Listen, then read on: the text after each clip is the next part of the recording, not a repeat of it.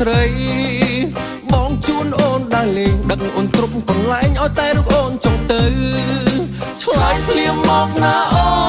នកុំនៅស្ងៀមពេលបើប្រាប់បងក្នុងពេលអីលើបងនឹងជូនទៅមិនអត់ពេលបើអូនខកចិត្តទេទៅលេងប្រសាទអង្គរវត្តឬក៏ជប់កំសាន្តព្រៃព្រឹក្សាទឹកជ្រោះដងអូ